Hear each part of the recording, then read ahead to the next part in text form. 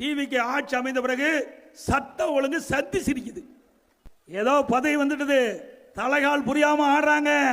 திராவிட முன்னேற்ற கழகத்தின் மூலமாக வெற்றி பெற்று அந்த கூட்டணி கட்சிகள் இன்றைய டிவிக்கு ஆதரவு கொடுத்து அதனால ஆட்சி அமைச்சிருக்கிறீங்க. இன்றைய தினம் ஆட்சியாளர்கள் பெரும்பான்மையான இடத்துல வெற்றி பெறல, 108 இடத்துல தான் வெற்றி பெற்றிருக்கிறாங்க. 8 மாவட்டத்தில் ஒரு இடத்துல கூட அவர் வெற்றி பெறவில்லை. அவர் பல கட்சிகள் ஆதரவு கொடுத்து தான் இன்றைக்கு ஆட்சியில் அமர்ந்திருக்கிறார். டிவிக்கு ஆட்சியில் அமர்ந்திருக்குது. இந்த ஒரு நாற்காலிக்கு 4 கால் இருக்கும், அதுல 2 கால் தான் இன்றைய ஆட்சியாளருடைய கால், 2 கால் இரவல் கால். திராவிட முன்னேற்ற கழகத்தின் மூலமாக வெற்றி பெற்று அந்த கூட்டணி கட்சிகள் இன்றைய டிவிக்கு ஆதரவு கொடுத்து அதனால ஆட்சி அமைச்சிருக்கிறீங்க. அந்த 2 கால் எப்பொழுதானாலும் நகர்கின்ற பொழுது நாற்காலி தானாக சாயும். அப்படிப்பட்ட நிலைமை தான் டிவிக்கு இருக்குது என்பதை எண்ணி பார்க்க வேண்டும். தேர்தல் நேரத்தில் டிவிக்கு தலைவர் குறிப்பிட்டார், 2 திராவிட கட்சிகளும் அகற்றப்பட வேண்டும் என்று குறிப்பிட்டார். ஆனால் இன்றைக்கு நிலைமை என்ன? திராவிட முன்னேற்ற கழக தலைமையில் அமைக்கப்பட்ட கூட்டணி கட்சியிலே வெற்றி பெற்ற அந்த சட்டமன்ற உறுப்பினர்கள் தான் டிவிக்கு ஆட்சிக்கு முட்டு கொடுத்து தாங்கி கொண்டிருக்கின்றார்கள். அவருடைய தயவை, அதான் அவருடைய திராவிட முன்னேற்ற கழக தலைமையில் அமைக்கப்பட்ட கூட்டணி இன்றைக்கு கம்யூனிஸ்ட் கட்சிகள், விடுதலை சிறுத்தை கட்சி மற்றும் சில கட்சிகள் ஆதரவு கொடுத்த காரணத்தினால்தான் இன்றைக்கு டிவிக்கு ஆட்சியில் இருக்குது. தனி பெருமையாண்மையோட ஆட்சி அமைக்கல. அவர்கள் தயவு எந்த அளவுக்கு இருக்கிறதோ அந்த நாட்கள் தான் இவர் ஆட்சியில் இருப்பார் என்பதை அவர்கள் எண்ண வேண்டும். அனைத்து இந்திய அண்ணா திராவிட முன்னேற்ற கழகத்தை போல பொறுத்தவரை பீனிக்ஸ் பறவைகளை போல உயிர் பெற்று மீண்டும் அனைத்து இந்திய அண்ணா திராவிட முன்னேற்ற கழகம் பெரும்பான்மை மக்கள் ஆதரவு பெற்று ஆட்சி அமைக்கும். இன்றைக்கு டிவிக்கு அரசு ஒரு வெள்ளை அறிக்கை வெளியிடுவதாக குறிப்பிட்டிருக்கிறாங்க. அதுல என்ன சொல்ல போறாங்கன்னு தெரியல. ஆனா எனக்கு தெரிஞ்சது, வெளியில் வந்த செய்தி, தேர்தல் நேரத்தில் டிவிக்கு தலைவர் தமிழகத்தில் 10 லட்சம் கோடி கடன் இருக்கின்றது என்று குறிப்பிட்டார். அந்த 10 லட்சம் கோடி கடன் இருப்பது என்று குறிப்பிட்ட பிறகு டிவிக்கு தலைவர் அதனுடைய கட்சியின் சார்பாக பல தேர்தல் அறிவிப்பை வெளியிட்டார். டிவிக்கு வெற்றி பெற்று ஆட்சி அமைத்தால் எல்லா குடும்ப தலைவிக்கும் 2500 ரூபாய் கொடுப்பதாக வாக்குறுதி கொடுத்திருக்கின்றார். 6 சிலிண்டர் ஆண்டுக்கு கொடுப்பதாக அறிவித்தார். பிறக்கும் குழந்தைக்கு தங்க மோதிரம் போடுவதாக சொன்னார். ஒரு மாசத்துல பிறந்த குழந்தைக்கு தங்க மோதிரம் போட்டாங்களா? திருமணத்திற்கு ஒரு சவரன், ஒரு பவன் நகை, அதோட பட்டு சேலை கொடுப்பதா சொன்னார். கொடுத்தாரா? இந்த ஒரு மாசத்துல திருமணம் ஆச்சு ஏழை குடும்பத்தை சேர்ந்த பெண்களுக்கு. அத்தனையும் கவர்ச்சிகரமான அறிவிப்பு. எதுவுமே நடக்கல. எந்த அறிவிப்பு வரைக்கும் வெளியிடல. இன்றைய தினம் ஆட்சியிலே அமர்ந்த திமுக தலைவர் இதற்கு என்ன பதில் சொல்ல போகிறார்? அவர் வெற்றி அறிவிப்பா எழுத நிறைவேற்றுவாரா? பொறுத்திருந்து பார்ப்போம். ஒரு ஆண்டுக்கு 2500 ரூபாய் ஒரு குடும்ப தலைவிக்கு கொடுப்பதாக என்று கருதினால் சுமார் 1.5 கோடி பேருக்கு கொடுப்பதாக தகவல். சுமார் 45,000 கோடி தேவை. எங்கே பணம் இருக்கின்றது?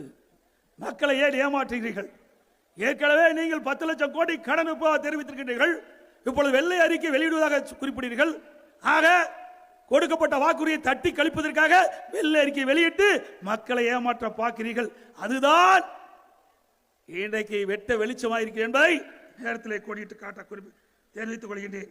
நேற்றைய தினம் திரு முதலமைச்சர் தலைமையில் அமைச்சரவை கூட்டம் நடைபெற்றது. அந்த அமைச்சரவை கூட்டத்தில் 436 திட்டங்கள் நிறைவேற்றப்படும் சொன்னீங்க. என்னென்ன திட்டம் நிறைவேற்றப்படும், எந்தெந்த டிபார்ட்மெண்ட்ல என்னென்ன திட்டம் நிறைவேற்றப்படும் என்ற விவரம் இதுவரைக்கும் அறிவிக்கல. ஒவ்வொரு திட்டத்திற்கும் எவ்வளவு நிதி அதையும் அறிவிக்கல. எதையுமே அறிவிக்காத வெற்று அறிவிப்பை கொடுத்து மக்களை ஏமாற்றுகிற அரசாங்கம் டிவிக்கு அரசாங்கம் என்பதை நேரத்தில் மக்கள் பேசிக் கொள்கிறார்கள். எல்லாமே வெற்று அறிவிப்பு. டிவிக்கு கவர்ச்சிகரமான அறிவிப்பு. தேர்தல் நேரத்தில் பல ஆசை வார்த்தைகளை பேசித்தான் நீங்க ஆட்சிக்கு வந்திருக்கிறீங்க, மறந்து விடாதீங்க.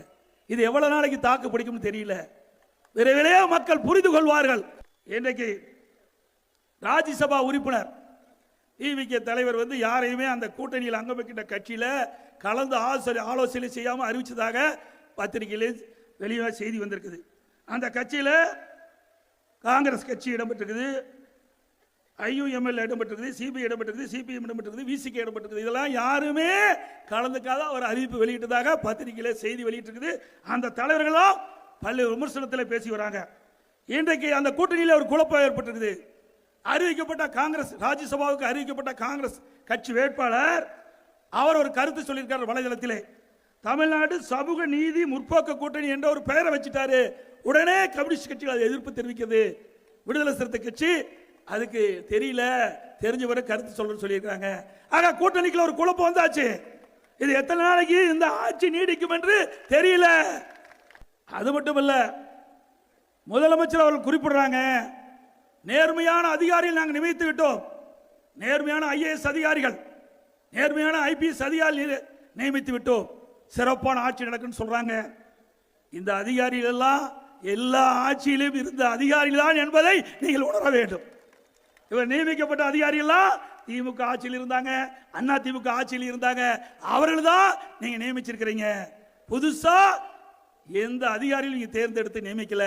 மக்களால் தேர்ந்தெடுக்கப்பட்ட அரசு தான் வழிகாட்டியின் பேரில் தான் அரசு அதிகாரிகள் செயல்படுவாங்க. அதுக்காகத்தான் தேர்தல் நடக்குது. அந்த தேர்தல் மூலமாக இன்றைக்கு அரசு ஏற்படுத்துறாங்க. அந்த அரசுல முதலமைச்சர் சொல்லுகின்ற வழிகாட்டின்படிதான் ஆட்சி நடக்கும். அதுதான் ஜனநாயகம். அப்படித்தான் தேர்தல் நடந்து முடிந்து உங்களுக்கு வாய்ப்பை கொடுத்திருக்கிறாங்க. ஆக அரசு அதிகாரிகளே, அரசு உயர் அதிகாரிகளே அரசை நடத்த வேண்டும் சொன்னா முதலமைச்சர் எதற்கு? மக்கள் கேட்கிறாங்க. முதலமைச்சருக்கு வேலையே இல்லையே, அரசு அதிகாரிகளே அரசாங்கத்தை நடத்திட்டு போயிடலாமே. அப்படி உங்களுடைய நோக்கம் தான் என்ன? மக்கள் கேட்கிறாங்க. அதை முதலமைச்சர் விளக்க வேண்டும். இன்றைக்கு டிவிக்கு ஆட்சி அமைந்த பிறகு சட்ட ஒழுங்கு சத்தி சிரிக்குது. இதை நாம சொல்லல, அவர் முதலமைச்சர் ஆவதற்கு உறுதுணையாக இருந்த கம்யூனிஸ்ட் கட்சியை குறிப்பிடுறாங்க. அவருடைய தலைவர் குறிப்பிடுறாங்க, சட்ட ஒழுங்கை சரி செய்ய வேண்டும். நாம் சொல்லல, டிவிகே தலைவர் முதலமைச்சர் ஆவதற்கு துணை நின்ற கம்யூனிஸ்ட் கட்சி தலைவர்கள் குறிப்பிடுகிறாங்க. இதுக்கு பதில் என்ன? இன்றைக்கு ஏற்கனவே திராவிட முன்னேற்ற கழக ஆட்சியில் சட்ட ஒழுங்கு எப்படி மோசமாக இருந்ததோ, கொலை கொள்ளை திருட்டு வழிப்பறிவு எப்படி இருந்ததோ, அது தொடர்கதையாக இந்த ஆட்சியிலும் இருக்கிறது. அதை தடுத்து நிறுத்த இந்த அரசாங்கத்தால் முடியவில்லை என்பதுதான் புலப்படுகிறது. திருச்சி தொகுதியில் இன்றைய முதலமைச்சர் அங்கே கிழக்கு தொகுதியில் வெற்றி பெற்று நன்றி சொல்ல போனார். நன்றி சொல்லுகின்ற இடத்துல அவர் சொன்ன கருத்து, அந்த கூட்டத்தில் பேசுகின்ற பொழுது தீர்ந்து போன கட்சி மற்றும் சிலர் என்று பேசினார். அண்ணா திமுக தீர்ந்து போன கட்சி அல்ல, மக்களுடைய குறைகளை தீர்த்து வச்ச கட்சி அரசாங்கம் அண்ணா திமுக அரசாங்கம். 2011 2021 வரை எண்ணற்ற திட்டங்களை நாட்டு மக்களுக்கு வழங்கிய அரசாங்கம் அண்ணா திமுக அரசாங்கம். அண்ணா திமுக ஆட்சி என்பதை இந்த முதலமைச்சர் உணர வேண்டும். ஏதோ பதவி வந்துட்டது, தலைகால் புரியாம ஆடுறாங்க. பொன்மனச்சம்பல் புரட்சித் தலைவர் எம்ஜிஆர் அவர்கள் ஏற்கனவே குறிப்பிட்டிருக்கிறாங்க, பதவி வருகின்ற பொழுது பணிவு வர வேண்டும். அது இருந்தால் தான் செயல்படுத்த முடியும். இன்றைய தினம் அண்ணா திமுக அரசாங்கம் 31 ஆண்டு காலம் தமிழகத்தில் ஆட்சி புரிந்த கட்சி, பொன்விழா கண்ட கட்சி. 31 ஆண்டு காலம் ஆட்சி புரிந்த காரணத்தினால்தான் இந்தியாவிலேயே தமிழ்நாடு உயர்ந்த நிலைக்கு வருவதற்கு காரணமாக இருந்த அரசாங்கம் அண்ணா திமுக அரசாங்கம். முதலமைச்சர் அவர்களே, நீங்க கட்சி ஆரம்பிச்சு 3 வருஷம் ஆகுது. இந்த நாட்டு மக்களுக்கு என்ன செஞ்சீங்க? கட்சி ஆரம்பிச்சு 3 வருஷம் ஆகுது. நாட்டு மக்களுக்கு ஏதாவது செஞ்சிருக்காங்களா?